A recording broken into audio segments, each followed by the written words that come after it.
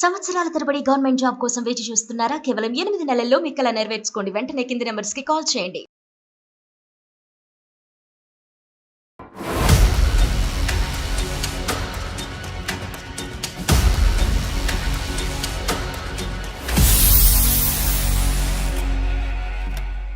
ఈ రెండో పెళ్లి జరిగి ఎంతకాలం అయిందమ్మా? 6 సంవత్సరాలు అవుతుంది. ఎక్కడ ఉంటున్నారు మీరు? అడ్రస్ కూడా తెలియదు సార్. భార్య భర్తలు కలిసి ఉండడానికి ఒక సపరేట్ రూమ్ అనేది లేదు. 18 సంవత్సరాలలో నాకు 14వ సంవత్సరంలో నేను ప్రెగ్నెంట్ అయ్యాను మేడం. పని చేస్తూ ఉమ్మనీరు మొత్తం పోతుంటే ఇలా పొట్టడిలో పట్టుకుంటేనే హాస్పిటల్కి వెళ్ళాను మేడం. బేబీ కడుపులోనే చచ్చిపోయింది మేడం. నండి అమ్మాయి ఈయన పెళ్లి చేసుకున్న 4 నెలలకి నాకు చెప్పేశాడు, నాకు ఇంట్లో పని మనిషి కోసమని నేను నిన్ను పెళ్లి చేసుకున్నానని. మీ 18 సంవత్సరాల పాటు మీరు ఆ కుటుంబంలో నరకను అనుభవించినప్పుడు ఏ సొసైటీ వచ్చి ఏ సమాజం వచ్చి మిమ్మల్ని కాపాడిందమ్మా? ఆ నిర్ణయాన్ని మీ తమ్ముడితో డిస్కస్ చేసి ముందుకెళ్ళినట్లయితే ఈ రోజు అతని సపోర్ట్ ఉండేదేమోనండి. నువ్వు భయపడటం కాదు, నువ్వు అతన్ని భయపెట్టాలి. అందమైన జీవితం సమర్పిస్తున్న వారు 49 అంటే సంతోషం, 49 అంటే సంతానం. అందమైన జీవితం సమర్పిస్తున్న వారు 49 అంటే సంతానం, 49 అంటే సంతోషం. ఎప్పట్లాగానే మన గెస్ట్ కళ్యాణ్ చక్రవర్తి గారు కూడా ఈరోజు నాతో పాటు స్టూడియోలో ఉన్నారు. నమస్తే కళ్యాణ్ గారు. నమస్తే జయ గారు. నమస్తే కళ్యాణ్ గారు. విజయవాడ నుంచి ఒక మెయిల్ ఉందండి, నేను చూశాను. అమ్మాయి పేరు శాంతిప్రియ. కష్టాలు ఒక మనిషిని ఇలా వెంటాడతాయా అని అనటానికి తను రాసిన ఆ మెయిల్లో ఉన్న విషయం చూస్తుంటేనే అర్థమైపోయిందండి నాకు. అంటే ఏంటి అసలు, ఎక్కడ తనకి ఏది ఒక పరిష్కారం అనేది కనిపించట్లేదు. అసలు దాన్ని నేను ఎలా డిస్క్రైబ్ చేయాలో కూడా నాకు అర్థం కావట్లేదు. సో ఒకసారి మాట్లాడేద్దాం, మీరు పర్మిషన్ ఇస్తే నేను కాల్ చేసేస్తాను. ఈవిడ ఏజ్ గ్రూపు మేబీ 40-41 అట్లా ఉండొచ్చు. అంత తన మెచ్యూరిటీ కానీ తను మాట్లాడిన పద్ధతిని బట్టి నాకు అట్లా అనిపించింది. కళ్యాణ్ గారు, హలో.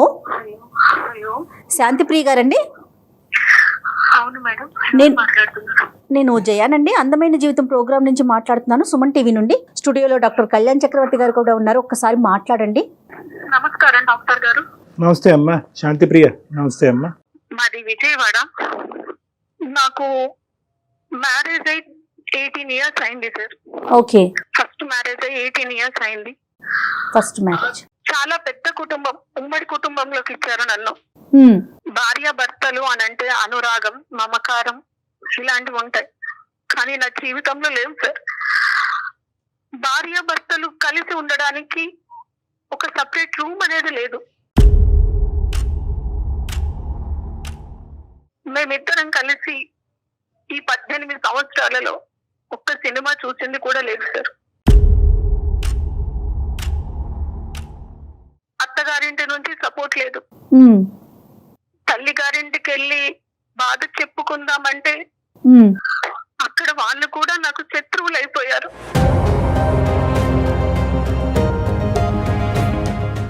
అసలు మీ వారు ఏం చేస్తుంటారండి? మా వారు రియల్ ఎస్టేట్ లో చేస్తుంటారు, బాగానే సంపాదించారు, కోట్ల ఆస్తి, ఆడపడుచులు, మరిది కూడా ఉన్నారు. Okay okay. ఆస్తి పాస్తులు, పెద్ద కుటుంబం అన్నారు, ఉమ్మడి కుటుంబం అన్నారు, ఎక్కడ సమస్య వచ్చింది? సమస్య ఎక్కడి నుంచి వచ్చిందంటే, నేను ఒక మంచి చీర కట్టుకొని మంచిగా రెడీ అయినా మా మరిది మా వారితో అనేవారు, చూడు ఎలా రెడీ అయింది, ఎవరి కోసం రెడీ అయింది అడుగు. ఆయనలో లేని అనుమానాన్ని రేకెత్తించడం. ఓకే. కలిసి మాట్లాడుకునే టైం ఉండదు మేడం. తన నుంచి సాయంత్రం వరకు చాకిరీ చేయడమే, వండి పెట్టడం. అంటే మాకంటూ ఒక ప్రైవసీ లేదు, ఒక రూమ్ లో కూర్చొని మాట్లాడుకునేది లేదు. 18 సంవత్సరాలలో నాకు 14వ సంవత్సరంలో నేను ప్రెగ్నెంట్ అయ్యాను మేడం. 14 సంవత్సరాలకి నేను ప్రెగ్నెంట్ అయితే నన్ను ఎలా చూసుకోవాలి మేడం ఆయన? 14 years ఆఫ్టర్ మ్యారేజ్ అంటే మనుషులా కూడా చూసేవాళ్ళు కాదు. ఆ ప్రెగ్నెన్సీలో నాకు షుగర్ కూడా అటాక్ అయింది. ఓకే. నన్ను తీసుకొని హాస్పిటల్ కి వెళ్లే వాళ్ళు కూడా కాదు. అంత పెద్ద ఉమ్మడి కుటుంబంలో నాకంటూ నా కష్టాన్ని చెప్పుకోవడానికి ఒక్కరంటే ఒక్కరు కూడా ఉండేవాళ్ళు. అంటే శాంతి గారు అటువైపు నుంచి ఉన్న రీజన్స్ ఏమై ఉండొచ్చు? ఒక అన్నయ్య, ఒక అక్క, తమ్ముడు కూడా ఉన్నాడు. ఓకే. అన్నయ్యకు తన భార్య లోకం, తను ఏం చెబితే అది. ఓకే. నాకు సపోర్ట్ గా మా తమ్ముడు ఒక్కరు నిలబడ్డాడండి. నేను ఇంకో 2 రోజుల్లో బేబీకి డెలివరీ అన్నప్పుడు నాకు పని చేస్తూ ఉమ్మనీరు మొత్తం పోతుంటే ఇలా పొట్టని ఇలా పట్టుకుంటేనే హాస్పిటల్కి వెళ్ళాను మేడం.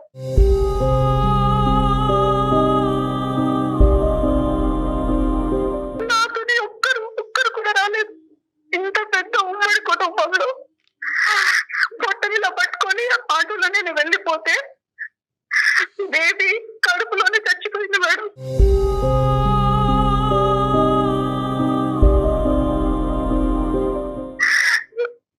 నాతో ఎవరు లేరు, కనీసం మా బిడ్డను కూడా చూసుకోలేదు. నేను ఆ బేబీ చనిపోయి పడితే నేను కోమాలోకి వెళ్ళిపోయాను. స్పృహలోకి వచ్చాక అడిగితే బేబీ కడుపులోనే చనిపోయింది అని అన్నారు. నా బిడ్డను నేను చివరి చూపు కూడా చూసుకొని దురదృష్టవంతో అన్న పిలుపుకు కూడా దూరం అయిపోయాను. నేను నా బిడ్డ కోసమైనా బ్రతుకుదాం అనుకున్నాను మేడం. నాకు ఆ దృష్టం కూడా లేకుండా చేశాడా దేవుడు. అంటే డిలే అయిందమ్మా, అంటే డెలివరీ టైంకి అంటే మీరు హాస్పిటల్కి వెళ్ళటం వల్ల లేట్ అయ్యిందా? ఎవరు సపోర్ట్ లేరు అప్పుడు నీకు? ఎవరు కొద్దిగా ఎవరైనా తొందరగా స్పందించి మీరు కొద్దిగా ముందుగానే హాస్పిటల్కి వెళ్ళి ఉంటే బిడ్డ బతుకుండేదా? అవునండి, బిడ్డ బ్రతికేది. ఆ ఉమ్మ నీరు మింగేసి బిడ్డ చనిపోయింది కడుపులో.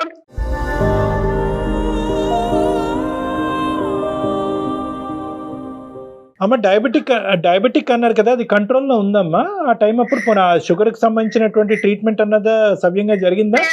ప్రెగ్నెన్సీలో డయాబెటిక్ అయితే కనుక చాలా స్పెషల్ కేర్ తీసుకోవాలి. Pregnancy it self is a burden for a women అమ్మ. అంటే ఫిజియలాజికల్ గా మెంటల్ గా ఒక బర్డెన్. ఆ టైంలో ఆ అమ్మాయికి మోరల్ సపోర్ట్ లేదు, ఇమోషనల్ సపోర్ట్ లేదు. దానికి తోడు ఈ అమ్మాయి దురదృష్టం 14 years తర్వాత ప్రెగ్నెంట్ అవటము, ఫిజికల్ ప్రాబ్లమ్స్ రావటం, ఉమ్మ నీరు బేబీ తాగటం, డయాబెటిక్. సో అన్ని కలిసి వచ్చినాయి పాపం తనకి. కలిసి రావటం ఒకటిని. ఒకప్పుడు ఇలాంటి సమస్యలు సర్వసహజంగా చూస్తూ ఉంటాం అమ్మా. Only thing that she would have needed at this point is support. అనేది లేకపోవడం. అమ్మాయికి ఏంటంటే ఇమోషనల్ గా మోరల్ గా సపోర్ట్ లేదు అనేది ఇంతవరకు బాధపడింది. ఫిజికల్ గా తనకి శారీరక పరంగా ఒక సమస్య వచ్చి తన జీవితం ఆ బిడ్డ జీవితం ఒక రిస్క్ లో పడినప్పుడు కూడా ఎవరు ముందుకు రాలేదు. ఇట్లా నాకు అయినాక కూడా మా వారు కనీసం ఎలా ఉంది, ఓ పర్లేదు మళ్ళీ మనకు పిల్లలు పుడతారు అన్న సపోర్ట్ కూడా లేదు మేడం. మోరల్ సపోర్ట్ ఎప్పుడు లేదమ్మా. అంటే నువ్వు ఎవరు లేరు, నువ్వు నా జీవితానికి పట్టిన శనివి, ఇంకా నువ్వు నాకు బిడ్డల్ని కూడా ఇవ్వలేదు అన్నట్టుగా. నువ్వు ప్రెగ్నెంట్ అవటం అన్నది అసలు అతనికి ఇష్టమేనా అమ్మా? అంటే 14 సంవత్సరాల తర్వాత నువ్వు ప్రెగ్నెన్సీ వచ్చింది, గర్భం దాల్చావని చెప్పి నీకు ఎంత ఆనందం ఉందో అందులో కొంతవరకైనా అతనికి లేదు. ఆయనకు ఎంతసేపు ఆయన బిజినెస్, ఆయన ఫ్యామిలీ, ఆయన చెల్లెళ్ళు, ఆయన తమ్ముడు, ఇదే ఆయనకు లోకం. సో ఇంట్లో ఒక పని చేయడానికి ఒక ఆడది అంతే. ఆ ఇంట్లో పని మనిషిగా చూస్తున్నారు, మీకంటూ ఒక స్వేచ్ఛ. కానీ ఇంతకంటే విచిత్రం ఏంటంటేనమ్మా, ఒకటి శాంతి, ఓకే అత్తింటి వాళ్ళు ఇలా ప్రవర్తిస్తారని చాలా సందర్భాల్లో చూసాం. కానీ ఇప్పుడు 1 సంవత్సరం 2 సంవత్సరాల పాటు సర్దుకుపోవమ్మా, సమస్యలు సద్దుమనుగా అవుతాయి. అత్తింట్లో ఇలాంటి చెప్పేవారండి, అమ్మగారు సర్దుకుపోమ్మా, మా పరువు పోతుంది. నాన్నగారు అనేవారు, వెనక్కి వచ్చేసేయమ్మా, నేను నిన్ను చూసుకుంటాను, వెనక్కి వచ్చేసేయమ్మా అని. ఆయన మారకపోతాడా, నా ప్రేమను అర్థం చేసుకోలేకపోతాడా, ఆయనకు మారకపోతాడా అని ఇంకా నా వల్ల కాలేదు. నాన్నగారు కూడా మొత్తం మంచాన పట్టేసి నా మీద రందితో బాధతో ఆయన మంచాన పడితే ఇంకా నేను ఒక్కసారి చివరి చూపు కన్నా వెళ్ళేసి వస్తాను అని ఎంత బతిలాడినా కూడా పంపించలేదండి.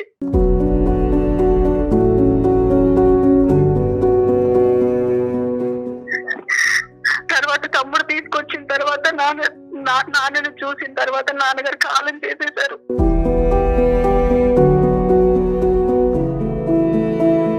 తమ్ముడు ఇంకా పంపించలేక, నీ ఆరోగ్యాన్ని నేను చూసుకుంటాను, నీకు నేను ట్రీట్మెంట్ ఇప్పిస్తానని సైక్రియాట్రిస్ట్ దగ్గర తీసుకుని ట్రీట్మెంట్ కూడా ఇప్పించారండి.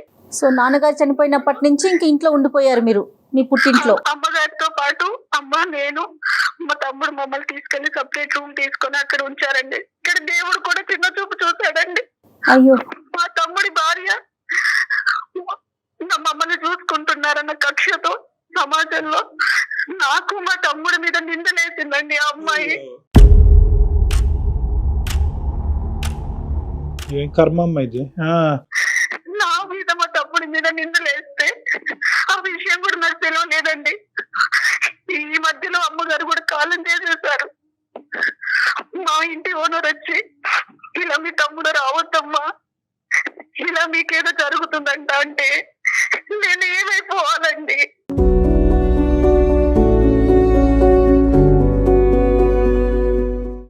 సొంత తమ్ముడండి, ఒక తల్లి కడుపులో పుట్టిన పిల్లలం మేము. ఆమె స్వార్థానికి మా మీద నిందలేస్తే ఏమైపోవాలి?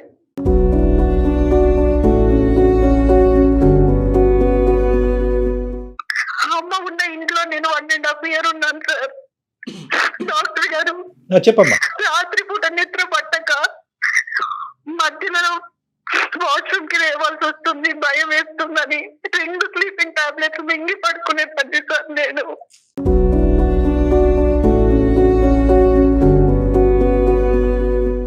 మరి తమ్ముడు ఇప్పుడు నీతోనే ఉన్నాడమ్మా? తమ్ముడు నీకు సపోర్టివ్ గానే ఉన్నాడా? తమ్ముడు కాంటాక్ట్ లో లేడు, వాడికి నేను దూరంగా వచ్చేసాను నేను. అవన్నీ అంటే ఇట్లా నిందలు పడుతున్నాయని తెలిసి మధ్యలో ఒక సంబంధం వస్తే 2వ పెళ్లి చేసుకొని వచ్చేసాను సార్. అతను అనవసరంగా నీ వల్ల అతని జీవితం పాడవుతుందని చెప్పి అతని దగ్గర నుంచి కూడా దూరంగా వచ్చి. అనేసి అవును సార్, వాడికి 2 ఆడపిల్లలు సార్. వాళ్ళ జీవితం మీద కూడా మర్చిపడుద్ది కదా సార్.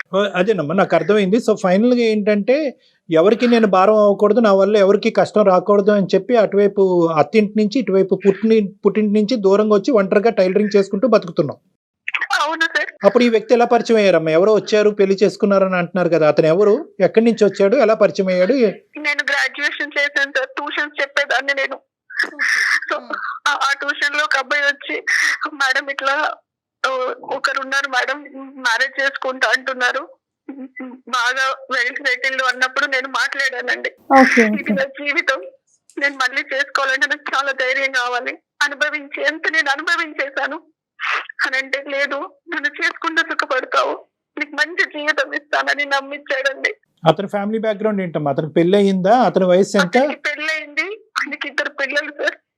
పెళ్లిడికి వచ్చిన పిల్లలు ఉన్నారు. భార్య ఏమైంది? భార్య చనిపోయింది సార్. చనిపోయింది. కేవలం ఈ స్టూడెంట్ పరిచయం ద్వారా ఏర్పడినటువంటి ఒక పరిచయం. అవును సార్. ఇంకా మీరు ఇంకేమీ వాకప్ చేయలేదు. అతను ఎవరు, నిజం భార్య ఎటువంటి పరిస్థితుల్లో చనిపోయింది, చాలా ఇంపార్టెంట్ ఫ్యాక్టర్. ఏది వాకప్ చేయలేదు సార్. నా తమ్ముడైనా సంతోషంగా ఉండాలి, నా దగ్గరికి ఇంకా రావద్దు, వాడైనా వాడు ఫ్యామిలీతో బాగుండాలని నేను ఈ పెళ్లి చేసుకుని వచ్చేసాను. ఈ పెళ్లి చేసుకోవడం ఎలా అంటే పెనంలో నుంచి కుంపట్లో పడ్డట్టు అయిందండి. అర్థమవుతుందండి. ఎదిగిన పిల్లలు, ఈయన పెళ్లి చేసుకున్న 4 నెలలకి నాకు చెప్పేశాడు, నాకు ఇంట్లో పని మనిషి కోసం అని నేను పెళ్లి చేసుకున్నానని.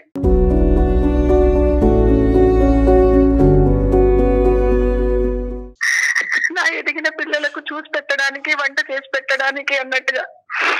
అక్కడి పరిస్థితి కంటే ఇక్కడ ఇంకా దారుణం సార్. పంజరంలో చిలకలాగా ఇంకా దాన్ని మాటలతోని పొడవడం. ఒక్క నిమిషం శాంతి, నువ్వు ఇప్పుడు వరకు వేరే వాళ్ళు లేదంటే నీ దురదృష్టం వల్ల ఒక అడుగు, ఇప్పుడు నీ చేతులారా ఇంకో అడుగు వేసి ఇంకా భయానకమైనటువంటి పరిస్థితిలో నువ్వు తీసుకెళ్ళి. డైవర్స్ అయిందమ్మా?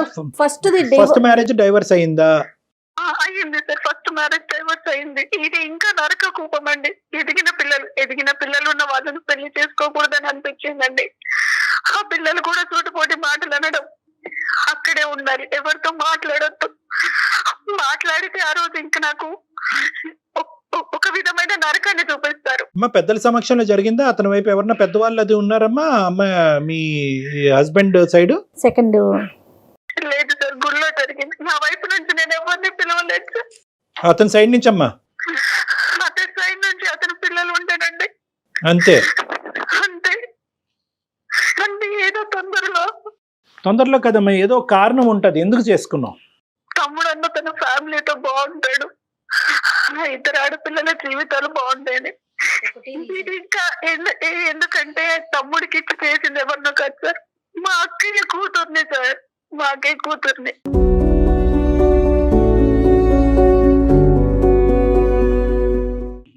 అంటే నేను తనకి పిన్నిని సార్. ఆ అమ్మాయి మా మీద అలా నిందలేసింది, ఇంకెవరు ఉన్నారని అనుకోవాలి సార్. కాదమ్మా, ఒక నిందలేసే మనస్తత్వం ఉండేటటువంటి వాళ్ళు ఇప్పుడు నువ్వు పెళ్లి చేసుకున్న తర్వాత కూడా నిందలేస్తారు. చుట్టుపక్కల వాళ్ళు కూడా నమ్మారు కదా సార్. డైరెక్ట్ మా ఓనర్ వచ్చి, అమ్మాయి నీ తమ్ముడు మీ ఇంటికి రావద్దు, మీ మధ్యలో ఏదో ఉందంట అంటే చచ్చిపోవాలనిపించింది సార్.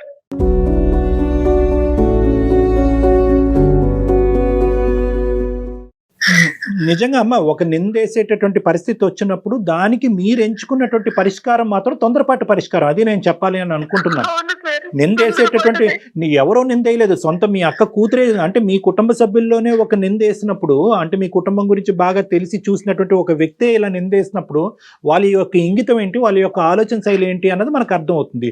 ఆ మాట పట్టుకుని ఇంటి పక్కన వాళ్ళు ఎదురింటోళ్ళు ఒక 2 మాటలు అన్నారు కాబట్టి ఎవరో దారికి పోయినటువంటి దాని గురించి వాకప్ చేయకుండా తొందరపడి పెళ్లి చేసుకుని నువ్వు ఏం సాధించావమ్మా? ఎవరిని సుఖపెట్టావు? నీ బ్రదర్ని సుఖపెడదాం అనేటటువంటి ఒకే ఒక ఉద్దేశంతో, అతని మీద నిందపడకూడదు, అతని కాపురం చెడిపోకూడదు అనే ఒక ఉద్దేశంతో చేసుకున్నటువంటి ఈ పెళ్లి నీ బ్రదర్కి భారం అయిందా, భారం తగ్గిందా? భారం ఎక్కువైంది. ఇప్పుడు ఈ రోజు ఏంటంటే మీకొక్కరి దానికే కాదు, అంత పెద్ద మనసు ఉన్నటువంటి మీ బ్రదర్కి కూడా ఈ రోజు కౌన్సిలింగ్ చేయాలనేటటువంటి పరిస్థితి వచ్చింది. ఆ పెళ్లిలోంచే 18 సంవత్సరాలు పట్టింది మిమ్మల్ని బయట వేయటానికి. మీ కుటుంబ సభ్యులు ఎవరు సపోర్ట్ చేయకపోయినా ఒంటి చేతి మీద బయటకు తీసుకొచ్చి కాపాడాడు.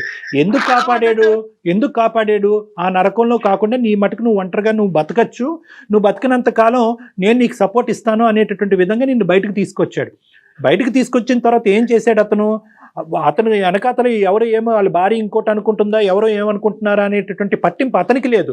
నువ్వు పట్టించుకోవటం మొదలుపెట్టావు. ఇదేంట్రా తమ్ముడు, నీ జీవితం నాశనం అయిపోతుంది, నేను ఇంకో పెళ్లి చేసుకుంటానని చెప్పి ఈ రోజు ఇంకా భయంకరమైనటువంటి చిక్కుముడి మీ బ్రదర్ కూడా తయారు చేసినటువంటి పరిస్థితి అయింది. ఇంట్లో నుంచి అడుగు బయట పెడితే కాకులాగా పొడుచుకు తిన్నారు సార్. ఇప్పుడు నువ్వు చెప్పేటటువంటి మాటలు Shanti, that is the reality of the society.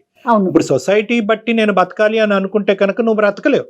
Society ఇలా అనుకుంటుంది, అలా అనుకుంటుంది, వాళ్ళ నోర్లు ఇలా మూయించాలి, వీళ్ళ నోర్లు ఇలా మూయించాలి అనేటటువంటి పద్ధతిలో మీరు ముందుకెళ్తే వీళ్ళ నోర్లు మూయించేటటువంటి పనిలో మీరేంటంటే తప్పు మీద తప్పు చేసుకుంటూ పోతూ ఇంకా ఊబిలో కూరిపోతారు. ఇప్పుడు మీ పరిస్థితి అలాగే అయింది. 18 సంవత్సరాల పాటు మీరు ఆ కుటుంబంలో నరకను అనుభవించినప్పుడు ఏ సొసైటీ వచ్చి, ఏ సమాజం వచ్చి మిమ్మల్ని కాపాడిందమ్మా? మీ సొంత రాలేదు, మీ సొంత తల్లిదండ్రులే రాలేదు, మీ కుటుంబ సభ్యులే రాలేదు. మనసున్న మహారాజు లాగా మీ తమ్ముడు ఒక్కడు కాపాడకపోతే కనుక మీరు ఈ రోజు ఆ ఇంట్లోనే అక్కడే చనిపోయి ఉండేవారేమో మీరు. కానీ నా జీవితంలో సంతోషం అనేది వస్తుంది అని మా తమ్ముడు నాకు చాలా ధైర్యం ఇచ్చాడు సార్. ఇప్పుడు ఆ తమ్ముడు తను కూడా నేను మాట్లాడట్లేదు.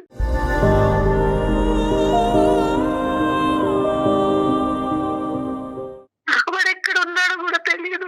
ఆ సపోర్ట్ కూడా పోగొట్టుకుంది అమ్మాయి. బాధపడాలా, కోప్పడాలా, ఏంటో మాట్లాడలేదు. బహుశా మీరు శాంతి గారు ఫస్ట్ ఇష్యూ అయిపోయిన తర్వాత ఎప్పుడైతే మీ బ్రదర్ మీకు సపోర్ట్ చేశారో అప్పుడు మంచి నిర్ణయం, ఒక స్ట్రాంగ్ గా డెసిషన్ తీసుకొని పోని ఆ నిర్ణయాన్ని మీ తమ్ముడితో డిస్కస్ చేసి ముందుకెళ్ళినట్లయితే ఈ రోజు అతని సపోర్ట్ ఉండేదేమోనండి. అవును సార్, అవును మేడం. గతం జరిగింది జరిగిపోయింది. తమ్ముడి జీవితాన్ని కాపాడాలని అనుకుని తమ్ముడినే పోగొట్టుకున్నారు మీరు, తమ్ముడినే దూరం చేసుకున్నారు. ఇంతకంటే వాడు కూడా అమ్మాయితో విడాకులు తీసుకున్నాడంట.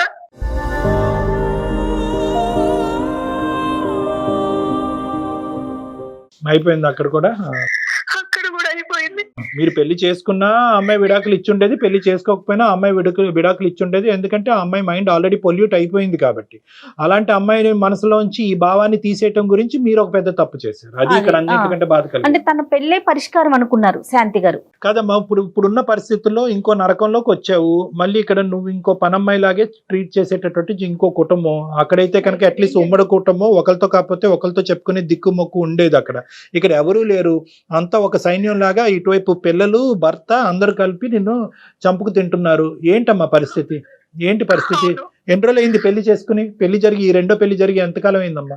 6 సంవత్సరాలు అవుతుంది. ఎక్కడ ఉంటున్నారు మీరు? కరెక్ట్ గా అడ్రస్ కూడా తెలియదు సార్. సూర్యాపేట నుంచి ఎక్కడో లోపలికి. ఏంటమ్మా? సూర్యాపేట నుంచి చాలా లోపలికి రావాలి సార్. నువ్వు ఎక్కడున్నావు కూడా నీకు తెలియదు? అడ్రస్ కూడా తెలియదు సార్. నాకు షుగర్ కదా సార్. ఇంట్లో పని చేస్తూ నాకు బొటన వేలు ఇట్లా పాడైపోయి మొత్తం వేలంతా పాడైపోయినా నన్ను హాస్పిటల్ తీసుకెళ్ళలేదు సార్. నువ్వే ఒక దండగా అంటే నీకు ఇంకా ట్రీట్మెంట్ కూడా అంటాడు ఆయన.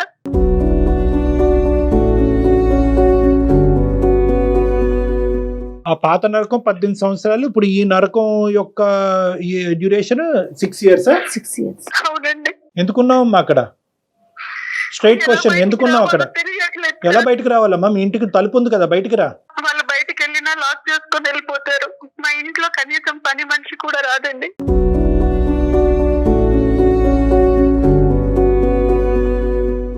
అది కదమ్మా, ఎప్పుడైనా ఇంటికి వచ్చినా నేను మాట్లాడకూడదు వాళ్ళతో. ఇప్పుడు అర్థమైంది కదా ఆ ఇంట్లో ఇంకో స్త్రీ ఎలా చనిపోయింది అన్నది.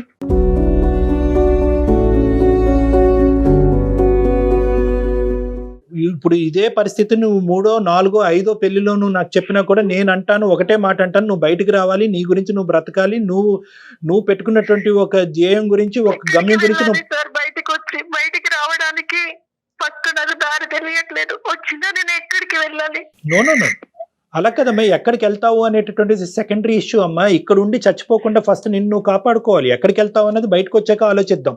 నీకు డిగ్రీ ఉంది, టైలరింగ్, నీకు కానీ నా బాధ ఒక్కసారి ఎవరికైనా చెప్పుకుందాం అనిపించింది. సంతోషం అమ్మా, చాలా సంతోషం. ఈ రోజు వాళ్ళు బయటకు వెళ్ళినప్పుడు మాకు ఎలాగైతే ఫోన్ చేసావో, నీకు బోల్డ్ అంత లీగల్ సిస్టమ్ సపోర్ట్ ఉంది. నువ్వు ఎలా అయితే మాకు ఫోన్ చేసావో అలాగే నువ్వు 100కి ఫోన్ చేయి, పోలీసులకు ఫోన్ చేయి. ఇలా నేను నరకయాతను అనిపిస్తున్నాను, ఇక్కడ బంధించి పెట్టారు, నన్ను ఒక జైల్లో పెట్టారు, నన్ను ఇలా నేను ఒకసారి 100కి డైల్ చేశాను. అది అంతకన్నా నరకం చూపించాడు ఆయన వచ్చి. సొసైటీలో నాకంటూ ఒక పేరుంది, నువ్వు ఏదైనా అనుకుంటే జరిగిపోదని, నన్ను దాటి ఏ విషయం వెళ్ళలేదు అని. ఎటొచ్చి ఏంటంటే మీరేమనుకున్నారు అంటే కనుక మీరు ఇంకా ఆ గిల్ట్లోనే ఉండిపోయారు. అరే తొందరపడి పెళ్లి చేసుకున్నాను, రెండో పెళ్లి, మొదటి పెళ్లిలో బ్రదర్ వచ్చి కాపాడాడు, ఈ పెళ్లిలోంచి కూడా ఇంకోళ్ళు ఎవరో వచ్చి కాపాడతారని మీరు వెయిట్ చేస్తున్నారేమో, ఎవరు రారు. ఇది మీకు మీరుగా తీసుకోవాల్సినటువంటి నిర్ణయం. మీరు గట్టిగా అనుకుంటే కనుక ఎల్లకాలం అలా బందికానాలాగా వాళ్ళు ఉంచేటటువంటి అవకాశం లేదు. మీరు ఒక అవకాశం చూసుకుని స్ట్రైట్ అవే బయటకు రండి. ఫస్ట్ ఆఫ్ ఆల్ ఏంటంటేనమ్మా, మీరు ఎక్కడ ఏ ఏ డోర్ నాక్ చేసి హెల్ప్ తీసుకోవాలనేటువంటి ఫస్ట్ మీకు అర్థం అవ్వాలి. ఇంకా ప్రపంచం అంత గుడ్డిబారిపోలేదమ్మా. ఇంకా సమాజంలో లా ఉంది, మీకు హెల్ప్ చేసేటటువంటి ఎన్జిఓ ఆర్గనైజేషన్స్ ఉన్నాయి, సామాజిక పరమైనటువంటి సోషల్ ఆర్గనైజేషన్స్ ఉన్నాయి, స్త్రీలకు సపోర్టివ్గా లీగల్ సిస్టమ్ ఉంది. అటువంటి తలుపులు తట్టడం అనేటటువంటిది మీరు ఒక ఆలోచన కింద పెట్టుకోవాలి. మీరు ఇంకా సెంటిమెంట్స్లోని గిల్ట్లోనే ఉండిపోతున్నారు. పెళ్ళి అయ్యింది, పిల్లలు ఉన్నారు, రెండో పెళ్ళి, తప్పు విధంగా వచ్చి నేను పెళ్లి చేసుకున్నాను కాబట్టి ఈ రోజు కాకపోతే రేపైనా కూడా ఇక్కడ మారిపోతారు, నన్ను పని మనిషిలా చూడకుండా ఒక మనిషిలా చూస్తారు అనేటటువంటి ఒక హోప్తో, ఒక పనికిరాని హోప్తో ఎక్కడైతే కూరుకుపోతున్నారో అక్కడే ఇంకా కూరుకుపోతున్నారు. ఇది మీరు ఇందులోంచి అంటే 6 సంవత్సరాలు అయిపోయింది, మళ్ళీ ఇందులో 6 సంవత్సరాలు అయిపోయింది. ఇప్పుడు ఏమనుకుంటారంటే అరే ఆల్రెడీ 6 ఇయర్స్ అయింది కదా, ఇంకెక్కడికి వెళ్తానులే, ఇంకా అంతా అయిపోయింది, తమ్ముడు లేడు, ఎవరు లేరు, ఇక్కడే చచ్చిపోతానని అనుకుంటున్నారు. అది కరెక్ట్ కాదు. మీ గురించి మీరు బ్రతకాలి, ఒక స్వేచ్ఛాయుతమైనటువంటి జీవితాన్ని మీరు బతకాలి. మీ జీవితం మీద మీకు నమ్మకం రావాలి. నాకు ఇంకో భయం కూడా ఉంది డాక్టర్ గారు, బయటికి వచ్చాక ఈయన నన్ను బతకనిస్తాడా, ఈయన గురించి నేను చెడుగా చెప్తే అమ్మా నువ్వు ఎలాగైతే భయపడుతున్నాడో ఆ మనిషిలో కూడా ఒక భయం అన్నది ఉంటుంది. ఆ మనిషిలో భయం పుట్టించాలి మీరు, ఆ మనిషిలో భయం పుట్టించాలి. మీరు నొక్కవలసినటువంటి బటన్ నొక్కట్లేదు కాబట్టి అతను ఇలా పబ్బాన్ని గడుపుతున్నాడు. ఒక స్త్రీ ఎలాగైతే కనుక ఇతను బాధ తట్టుకోలేక చచ్చిపోయిందో, నువ్వు కూడా అలా బాధ తట్టుకోలేక ఇలా క్షీణించబడి అలా చచ్చిపోతావు అనేటటువంటి వెయిటింగ్ గేమ్ అతను ఆడుతున్నాడు. అప్పుడు ఇంకో కొత్త పని మనిషి ఆ ఇంట్లోకి వస్తుంది అనేటటువంటి ఆలోచనతో అతను ఉన్నాడు. ఒక స్వార్థపూరితమైనటువంటి మనిషిలో నువ్వు భయపడటం కాదు, నువ్వు అతన్ని భయపెట్టాలి. ఒక పోరాట పట్టణంతో ముందుకెళ్తేనే ఇలాంటి వాళ్ళకి బుద్ధి వస్తుందమ్మా. వదిలేస్తే మళ్ళీ ఇంకొక వ్యక్తి అదే, ఇప్పుడు డాక్టర్ గారు చెప్పినట్లు అదే ప్లేస్ లో ఉంటారు కదా. అతను ఒకటే కాదమ్మా, అతన్ని చూస్తూ ఇదే జీవన విధాన శైలి అని చెప్పి రాంగ్ ఎగ్జాంపుల్ గా తీసుకునేటటువంటి 2 పిల్లలు ఉన్నారు. వాళ్ళు ఎంత భయంకరమైనటువంటి రాక్షసుల కింద మారుతారో, ఎటువంటి కుటుంబాలని వాళ్ళు రేపొద్దున పెద్దయ్యి నాశనం చేస్తారో అనేటటువంటి సమస్య కూడా ఇక్కడ ఉంది. ఇంకొక 100 జీవితాలు నాశనం అవ్వకముందే నువ్వు కథం తొక్కాలమ్మా. ఎంతమ్మా 2 నిమిషాలు ఇప్పుడు ఈ ఫోన్ పెట్టే కానీ 100కి ఫోన్ చేయి, లేదంటే మమ్మల్ని చేయమంటే మేము చేస్తాం. మీ లొకేషన్, వాట్సాప్ లొకేషన్ మాకు షేర్ చేయండి, మీరు ఎక్కడున్నారో మాకు చెప్పండి, మేము పోలీసులకు అక్కడ పంపిస్తాం. మేము నేను ఫస్ట్ నువ్వు అందులోంచి బయటపడి విడుదలవు. అలాగే డాక్టర్ గారు. దేవుడు ఇచ్చినటువంటి ఈ జీవితాన్ని కాపాడుకో. నీ కాళ్ళ మీద నువ్వు నిలబడి నువ్వు బయటకు వెళ్ళి సమాజం ఏ లెక్కేస్తుంది అనేది తీసి పక్కన పెట్టేసే. తప్పకుండా డాక్టర్ గారు. ఓకే, తప్పకుండా. All the best. Thank you. Good luck Shanti. Right Shanti గారు, థ్యాంక్ యూ అండి. థ్యాంక్స్ అమ్మా. థ్యాంక్ యూ డాక్టర్ గారు. థ్యాంక్ యూ అమ్మా, all the best. God bless. ఎందుకంటే భయంకరమైంది ఏమైనా ఉందమ్మా?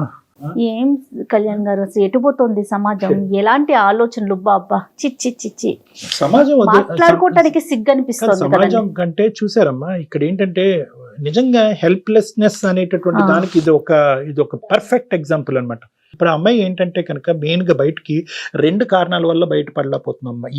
ఏంటంటే నేను ఆల్రెడీ ఇది 2వ పెళ్లి, ఎస్ ఇది నేను నా చేతులారా తప్పుగా దిగినటువంటి పెళ్లి, అవును. అదేదో అందుకు చొడ్డి పొయ్యి మించి కుంపట్లో పడినట్టు. సో ఇది ఏంటంటే కష్టం వచ్చినా నష్టం వచ్చినా ఈ నరకాన్ని నేను భరిస్తూ ఈ శ్రేయస్ జీవితం అంతా కూడా ఈ నరకంలోనే గడిపేయాలనేటటువంటి ఒక ఫాల్స్ ఐడియాలో చాలా మంది స్త్రీలు ఉంటారు. అవునండి, ఒక తప్పు జరిగినప్పుడు రెండోది కూడా జరిగితే దాంట్లోనే ఆగిపోతారు. అది నెంబర్ 1. ఆ. నెంబర్ 2 ఏంటంటే ఇక్కడే ఇంత నరకం చూపెట్టాడు, గడప దాటితే ఏం చేస్తాడు అనేటటువంటి 2వ భయం. వాడు ఏం చేయలేడు, వాడి ఇంట్లో పులి బయట పిల్లి, బయటకి ఏమీ చేయలేడు.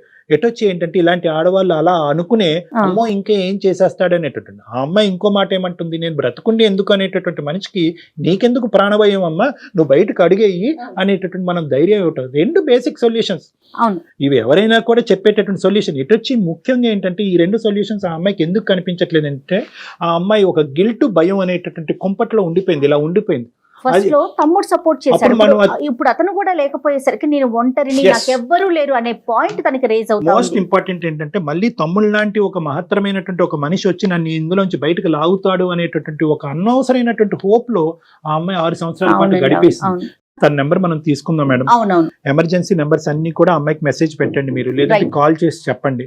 ఆ కాంటాక్ట్ నెంబర్స్ అన్ని కూడా తనకి హెల్ప్ఫుల్ గా ఈ రోజు కాకపోయినా రేపైనా కూడా అమ్మాయి కాల్ చేసి ఒక అవకాశం తీసుకుని బయటపడుతుంది. తప్పకుండా కళ్యాణ్ గారు. నమస్తే. నమస్తే.